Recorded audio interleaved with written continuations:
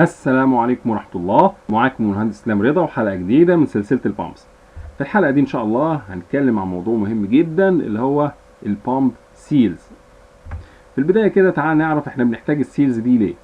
تعال نتخيل كده ان احنا عندنا شافت بيلف، والشافت ده بيمر بجدار او كيسنج زي ما هو قدامنا. فعلشان الشافت ده يعرف يلف لازم يكون في كليرنس ما بين الشافت والكيسنج. لو افترضنا ان الكيسنج دوت كان على جنبينه بريشر ديفرنس، ساعتها لازم يحصل تسريب من خلال الكليرنس اللي ما بين الشافت والكيسنج. ومن هنا بقى تظهر فكره السيلز اللي هتتحط في الكليرنس دوت، بحيث ان هي تمنع التسريب من ناحيه وما تحتكش بالشافت والكيسنج وما تتاكلش من الناحيه الثانيه. تعال بقى نروح للطرمبه بتاعتنا. ده سيكشن في جزء من امبيلر او في سنتريفيال بامب. هنا الفلو المفروض ده الشراود بتاعه القداماني وده الشراود الخلفي، والمفروض ان الفلو بيمشي من خلال الريشه بالطريقه ديت لغايه ما يطلع فتحه الديسشارج من هنا. ادي المسار الطبيعي بتاع الفلو. للاسف جزء من الفلو بيحاول يهرب من قدام الامبيلر علشان يهرب في الكليرنس اللي ما بين الامبيلر وما بين الكيسنج. الجزء ده من الفلو بنقفل عليه بما يسمى بالوير رينج. الجزء الثاني من الامبيلر من الفلو بيحاول يهرب في ظهر الامبيلر عشان يهرب في الكليرنس ما بين الشافت والكيسنج، وده بقى اللي هنقفل عليه يا اما بالباكنج يا اما بالميكانيكال سيل. تعال بقى ناخد نظره كده على الوير رينج. الفيلم اللي قدامنا دوت بيورينا الوير رينجز وبتتركب فين في السنتريفيجال بامب.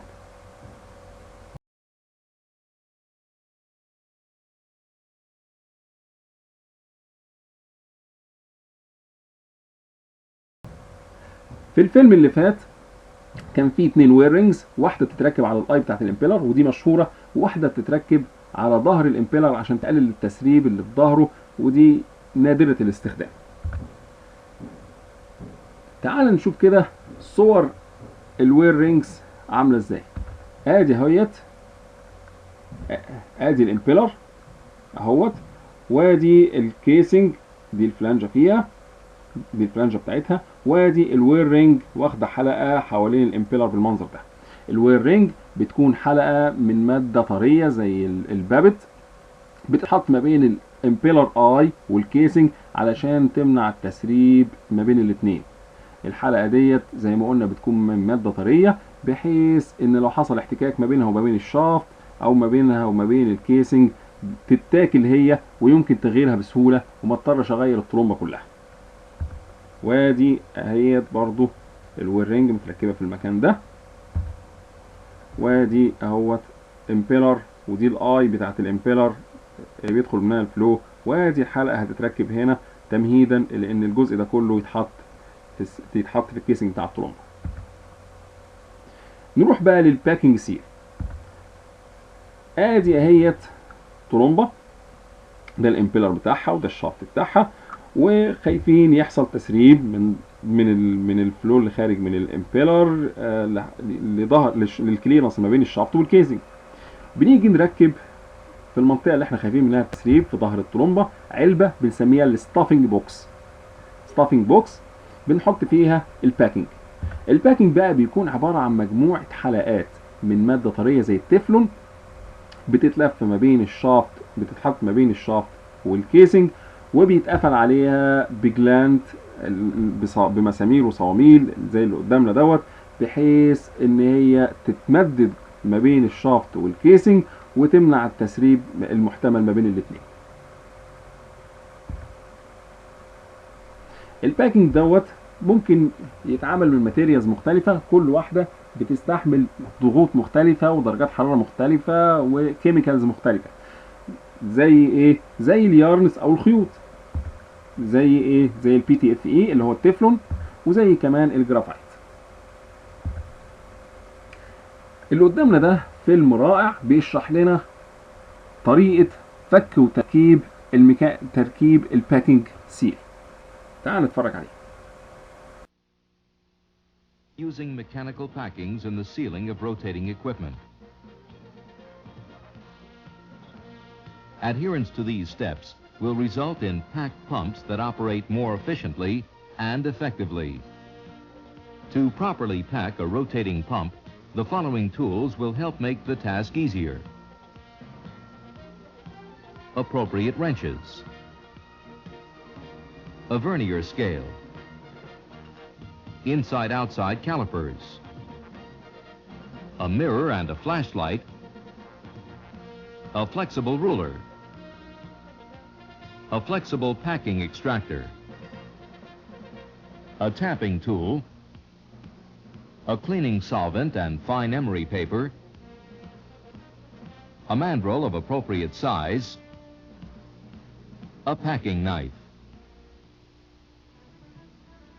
First, remove all the old packing rings from the stuffing box with the flexible packing extractor. Clean the stuffing box and the shaft thoroughly with the cleaning solvent. Check shaft for stability and alignment using simple measurements. For critical applications, a dial indicator should be used. Using the flashlight and mirror, examine the sleeve and shaft for wear and scoring. Smooth down any corrosion areas or rough spots with emery paper. Replace the shaft or sleeve if wear is excessive. Recheck alignment if shaft or sleeve is replaced. Check the condition of the pump further by examining the glands, bolts, and nuts. The nuts should move freely, and the bolts should be free of rust and corrosion. This will allow for correct and uniform adjustment of the new packing rings. The gland nose or pilot should center correctly in the stuffing box, and its clearance over the shaft should not exceed 5/10 millimeter radially. This close fit will eliminate packing extrusion. Verify that the lip on the gland is perpendicular to the shaft and in good condition. The lip should squarely contact the installed packing rings to properly transmit the gland force to the set of rings. Finally, check the clearances at bottom of stuffing box. Clearances over 5/10 millimeter radially may require the use of an anti-extrusion ring at the bottom of the stuffing box to prevent extrusion into the pump. The pump is now ready to be repacked. The importance of packing the pump correctly cannot be overemphasized, as many packing failures can be directly attributed to incorrect installation. Determine the correct packing size for the pump. First, measure the diameter of the shaft or shaft sleeve with the outside caliper and vernier scale. Next, determine the diameter of the stuffing box using the inside caliper. Subtract the shaft sleeve diameter from the stuffing box diameter and divide the answer by 2. The result is the correct cross-section size. Cut the packing rings by wrapping the packing around a mandrel of the same diameter as the pump shaft or sleeve. Hold the packing tightly on the mandrel and cut the set squarely with a single cut. Push the first cut ring firmly into the bottom of the stuffing box by wrapping it around the shaft. Butt the ring on the top of shaft at the 12 o'clock position. Push the ring into the stuffing box. Using the tapping tool as a driving force, seat the ring firmly and squarely in the bottom of the stuffing box. Stagger the joints of each successive ring 90 degrees apart as you install each ring individually with the aid of the tapping tool.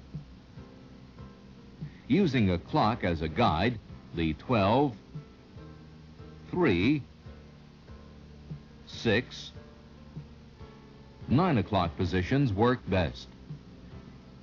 Teflon fiber and graphite yarn packing rings should be snugged up very gently. They should be tightened gradually only after the pump is on stream. Other fiber and yarn packing rings can be seated firmly upon installation.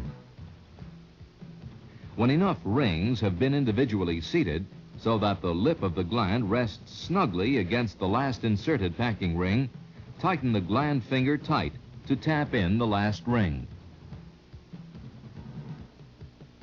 Install as many rings as space will allow and still have a minimum of 3 to 5 millimeters of gland entry into the stuffing box.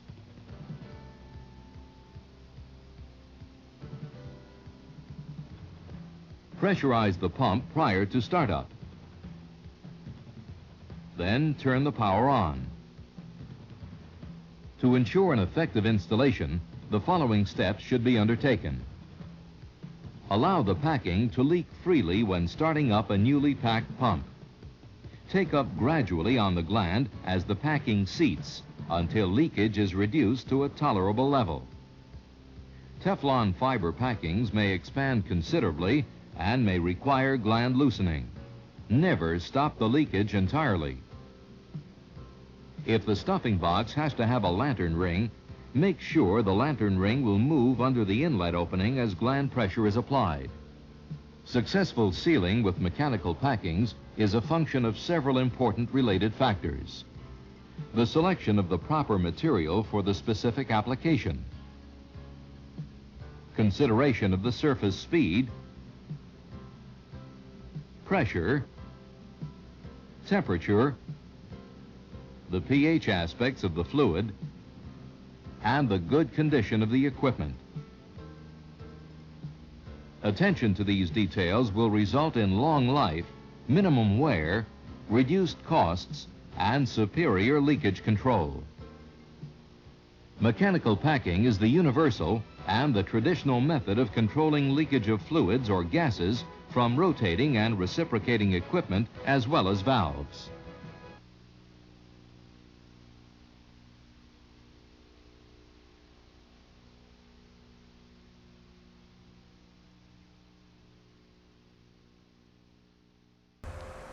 زي ما شفنا في الفيلم اللي فات، اللي بيجي يركب الباكنج سيل لازم ما يقرصش على الجلاند تماما، لازم يسمح بقدر من التسريب ولو ضئيل ما بين الشافت والباكنج. قدر التسريب ده بيعمل لوبريكيشن ما بين الاثنين وبيطول عمر الباكنج. في بعض الاحيان بنضطر نركب ما يسمى باللانترن رينج، اللي هي بتبقى عباره عن حلقه من ماده صلبه ومخرمه بحيث ندخل فيها فلاشنج فلويد نظيف وبارد ونظيف وبارد يعدي تحت الحلقات ويعمل لوبريكيشن ليها بحيث يضمن ان هي كلها يوصل لها اللوبريكيشن والكولينج. كذلك الفلاشنج فلويد دوت ممكن يكون ضغطه عالي بحيث يطرد سائل الضخ الاساسي بتاع الطرمبه ويمنع مروره تحت حلقات الباكنج. ده لو كان السائل الاساسي للطرمبه من ماده ابراسيف، يعني ممكن تاكل ممكن فيها مواد صلبه تاكل الباكنج، او من ماده ليها تركيب كيميائي معين ممكن ياكل الحلقات. وادي قدامنا اللانترن رينج اهيت البيضه ديت ما بين حلقات الباكنج عشان تضمن وصول اللوبريكيشن ليها. وادي قدامنا اهوت برضو الحلقات، وادي حلقه اللانترن رينج، وادي ماسوره الفلاشنج اللي هتدخل الكلين كول فلويد ليها. ودينا اهو هنشوف مع بعض الفلاشنج لاين. ادي هي سنتريفيجال بامب، ده الفلود بتاعها، ودي فتحه السكشن، وادي فتحه الديسشارج، وادي في ظهرها اهو الشافت اللي مودي على الكابلنج ومنه على الالكتريك موتور، وادي وادي الستافنج بوكس بيبقى في المنطقه دي، وادينا قافلين عليه بالسيل جلاند اللي هنا. وادي اهي الماسوره اللي قدامنا ديت بتاخد الفلو ابو ضغط عالي من فتحه الديسشارج وبتودي جزء منه على السيل عشان يعمل له فلاشنج ويعمل له كليننج ولوبريكيشن. في بعض الاحيان لو السائل بتاع الطرمبه لو السائل بتاع الطرمبه سخن او في اوساخ، فبنروح جايين عاملين له كولينج وكليننج قبل ما ندخله على السيل. وفي بعض الاحيان بنجيب اكسترنال فلويد وندخله على السيل. تعال بقى نروح لطبقنا الاساسي اللي هو الميكانيكال سيل. تعال نشوف كده تركيب الميكانيكال سيل عباره عن ايه. لو ده الامبيلر بتاع الطرمبه وده الشافت اهوت، وادي الكيسنج اللي احنا عايزين نمنع التسريب من خلاله. فبنروح جايين مركبين الستافنج بوكس زي ما قلنا، وبنبدا بقى نركب الميكانيكال سيل. الميكانيكال سيل عباره عن 5 اجزاء اساسيه. تعالى كده نمسكهم واحده واحده. اول جزء فيه هو حلقه ثابته في الكيسنج بتتعمل من السيليكون كاربايد، وبنسميها الاستاشونري فيس او الوش الثابت. الجزء الثاني عباره عن حلقه بتتعمل من الجرافايت، ودي بقى بتلف مع الشافت وبنسميها الروتيتنج فيس. وبنيجي نقرص على الوشين دولت بسبرينج هو كمان بيلف مع الشافت. وبنيجي بعد كده نروح مركبين 2 اورنجز، واحده ما بين الروتيتنج شافت وما بين الروتيتنج فيس، وواحده ما بين الستاشونري فيس وما بين الكيسنج، علشان يمنعوا التسريب في المناطق ديت. وبالتالي يبقى الفلو قرصنا عليه بالميكانيكال سيل ما بين الستاشونري والروتيتنج، وقرصنا عليه بالاورنجات الاستاتيك سيل دوت ما بين الستاشونري فيس والكيسنج وما بين الروتيتنج فيس والشافت. لازم نعرف برضو ان حتى في الميكانيكال سيل لازم جزء ولو ضئيل جدا من التسريب يحصل ما بين الستاشونري فيس والروتيتنج فيس. الجزء دوت هو ده اللي بيعمل اللوبريكيشن ما بين الاثنين، وهو بيبقى جزء ضئيل جدا لدرجه ان هو بيتبخر بمجرد ان هو يخرج من الميكانيكال سيل، فما حدش بيلاحظه.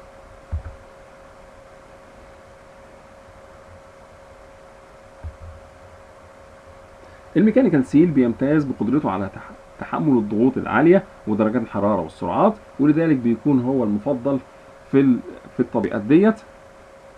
لكنه بيكون فرض لما بنتكلم على سوائل كروسيف او ابراسيف او هازاردس، خطر ممكن تضر لو اتسربت من خلال الترومبه. تعال نتفرج كده على مجموعه صور الميكانيكال سيل. ادي الستاشونري فيس اللي لازق في الكيسنج، وادي الروتيتنج فيس اللي متثبت بيلف مع الشافت، وادي السبرينج اهو، حلقات السبرينج اهي، وادي الاوريجات، واحده للروتيتنج وواحده للستاشونري فيس. وادي قدامنا ده السبرينج بتاع الميكانيكال سيل الصغير اللي موجود في طلمبة البيوت المستخدمة. وادي اهو الميكانيكال سيل عن كثب، بيبقى عبارة يا دوب بس عن الروتيتنج فيس والستاشونري فيس. وادي الاورنجات اللي هي السودا الكاوتش ديت، وادي السبرينج اللي قدامنا 5 اجزاء. الميكانيكال سيل ممكن يتصنف باكتر من طريقة، من ضمنها طريقة البالانسد والانبالانسد. نبدأ كده بالانبالانسد اللي هو التصميم التقليدي اللي قدامنا. وهنا بيجي الضغط العالي بتاع السائل اللي بتضخ الطرمبة، وبيضغط على وش الروتيتنج فيس بتاع الميكانيكال سيل، وبيقرص على الروتيتنج فيس، وبالتالي بيقفل الفتحة ما بين الستاشونري والروتيتنج، وبيمنع التسريب، وبيقلل قدر التسريب إلى أقل حد ممكن. النوع ده زي ما قلنا بنسميه الانبالانسد. طب ايه البالانسد ده؟ هنا بقى في البالانسد بنعدل تصميم الروتيتنج فيس بحيث انه يبقى شبه متزن تحت تأثير قوة الضغط بتاعت السائل. وده بيستخدم لما يكون ضغط الطرمبة عالي قوي، وبنبقى خايفين انه يقرص جامد على الوشين. بالطريقة ديت بنقلل الكلوزنج فورس ما بين الروتيتنج والستاشونري فيس، وبنقلل الاحتكاك ما بينهم والهيت جنريتد، وبنطول عمر الميكانيكال سيل. طيب الميكانيكال سيل برضو ممكن يتصنف بطريقة تانية على انه سنجل ماونتد ودبل ميكانيكال سيل وكارتريج سيل. ادي يا سيل السنجل ماونتد التقليدي اللي احنا حافظينه، وادي الدبل ميكانيكال سيل. هنا الدبل ميكانيكال سيل ده بيستخدم لما نكون بنتكلم على لما تكون الطرمبه بتضخ سواء توكسيك او فليمبل ليكويدز، ومش مسموح باي تسريب ليها من الطرمبه حتى ولو كان ضئيل جدا. ساعتها بنضيف فلاشنج فلويد امن مفيش منه خطر على اخر الطرمبه، بيروح جاي معاكس حركه الميكانيكال سيل بيعاكس حركه الفلو عند الميكانيكال سيل، ويدخل هو على الفلو بدل ما الفلو يطلع بره الاتموسفير. هنا بقى بنحتاج للفلاشنج فلويد دوت هو نفسه ميكانيكال سيل. ومن هنا جت ومن هنا يبقى احنا محتاجين 2 ميكانيكال سيل، واحد للليكويد الاساسي اللي بيتم ضخه، والتاني للفلاشنج فلويد، ومن هنا جت التسميه الدبل ميكانيكال سيل. وده النوع الثالث اللي هو الكارتريدج سيل. زي ما هو باين من اسمه كده، بيروح لامم كل اجزاء الميكانيكال سيل على بعضيها ويحطها في كارتريدج كده، بحيث ان يسهل على المستخدم فكها وتركيبها. الفيلم اللي جاي دوت هو اروع فيلم اتعمل في الميكانيكال سيل، يشرح فكرته بابسط طريقه ممكنه. اتمنى ان انتوا تتفرجوا عليه وتستفادوا منه، ونشوفكم بعد الفيلم.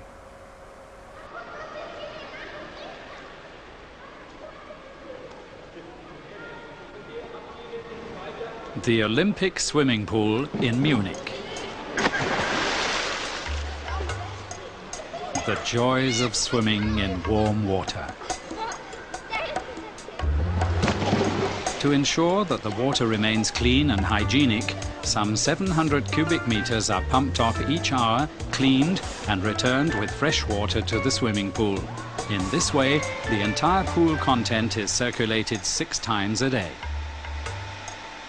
The circulating pumps are equipped with a mechanical seal. They can't be seen from the outside, but without them, things would begin to flounder. Mechanical seals from Burgmann.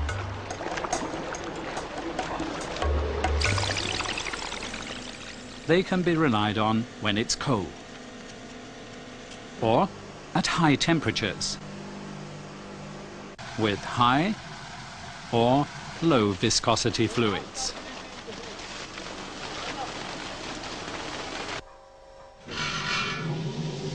Mechanical seals operate at high and low speeds, at normal pressures and at extremely high pressures. Here, for example, we have a boiler feed pump in a power station.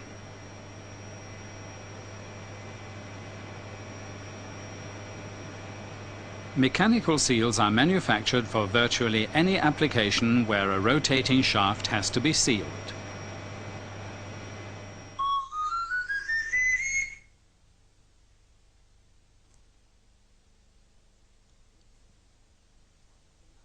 This is what a mechanical seal looks like. But how does it work?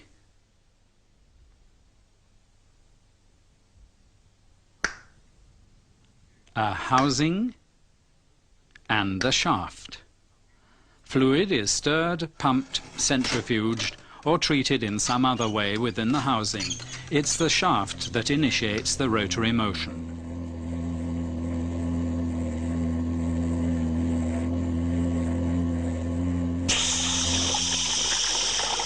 The gap between the housing and the shaft has to be sealed. That's obvious.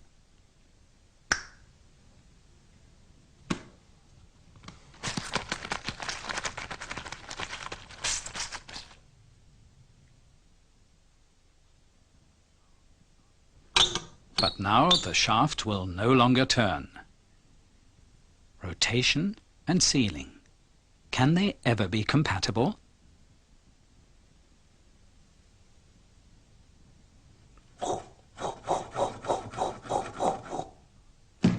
Here, the shaft requires clearance so that it can rotate.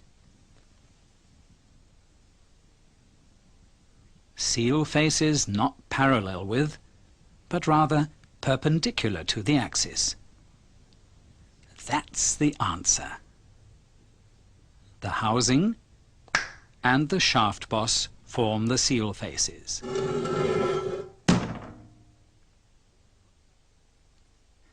Good support is essential for the proper performance of the seal.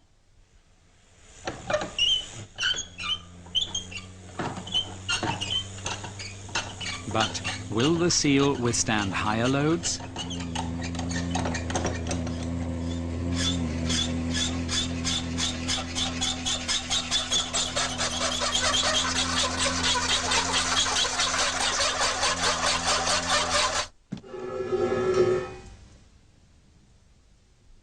the seal starts leaking due to wear caused by friction.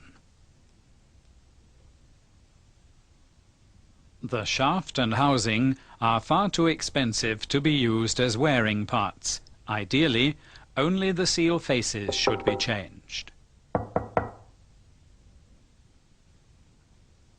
A stationary seat at the housing, a seal face on the shaft.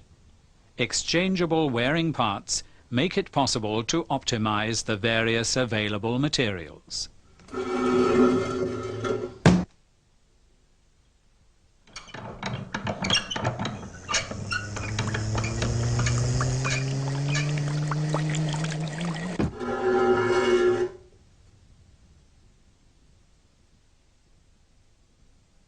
Here, the seal is perfect. But here and here, we still have a leakage path. Of course! Instead of one sealing gap, there are now 3. No wonder there's a drip. Because seal and seal face rotate at the same speed, they don't move in relation to each other. Between the housing and the stationary seal face, there is also no movement. And if nothing moves, sealing is no problem. Secondary seals are used.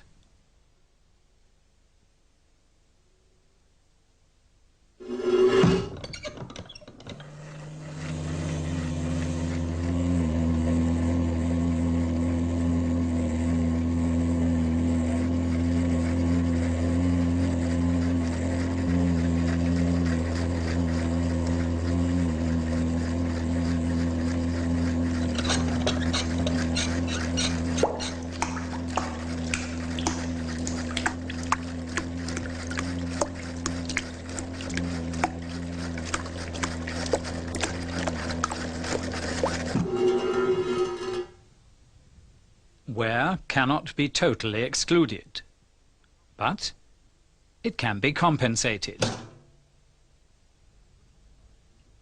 With a spring, for example, which presses the sealing face to the stationary seat.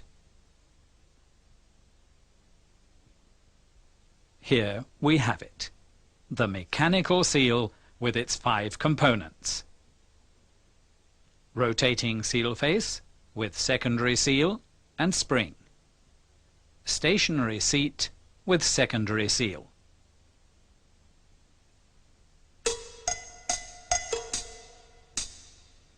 Two rules must be observed to enable this principle to function. Even finely ground surfaces still have a certain degree of roughness. This roughness must be particularly small on surfaces that slide against each other. Consequently, stationary and rotating seal faces are not only ground, they are also lapped. Lapping gives the seal faces a higher bearing surface, thereby increasing the load capacity of the seal.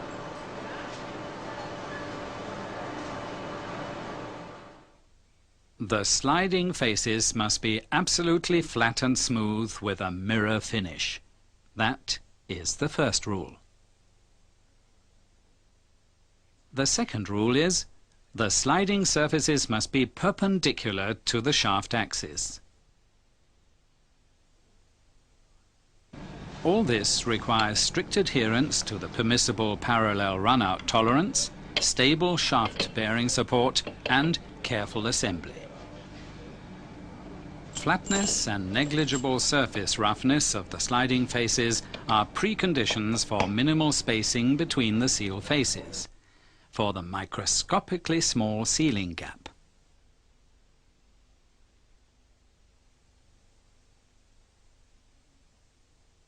Sealing gap? Sealing gap? A gap would fill up with fluid. A gap must surely result in leakage. Wait a moment. The seal faces slide on a thin fluid film. This fluid film is hair thin. so that the sliding faces hardly come into contact with each other. The fluid that is to be sealed simultaneously supplies the lubricating film for an optimal sliding motion of the seal faces. That's the answer.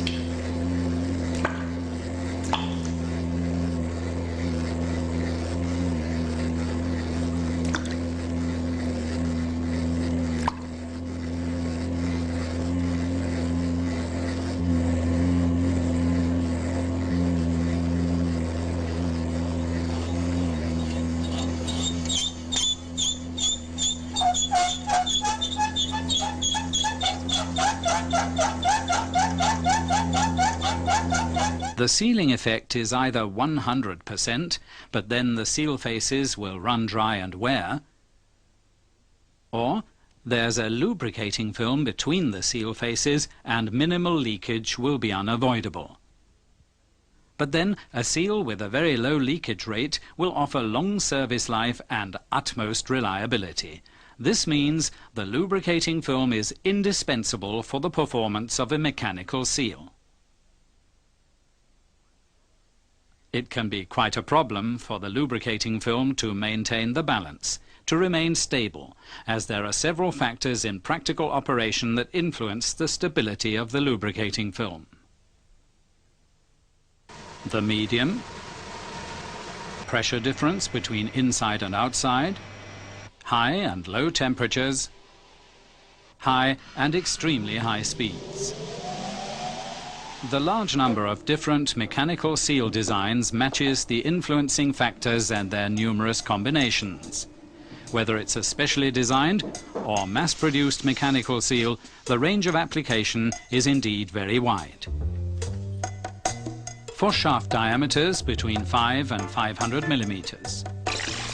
Sealing pressures from vacuum to pressures of 45 megapascals. Temperatures from -200 to +450 degrees centigrade.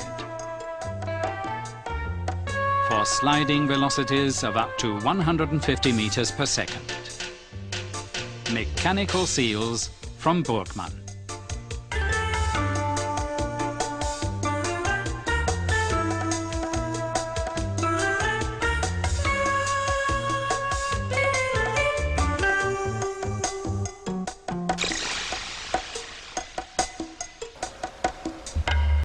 بكده يبقى احنا وصلنا لنهايه حلقتنا عن الميكانيكا، عن السيلز بصفه عامه. نتمنى ان انتم تكونوا استفدتوا منها، ونشوفكم على خير ان شاء الله. السلام عليكم ورحمه الله.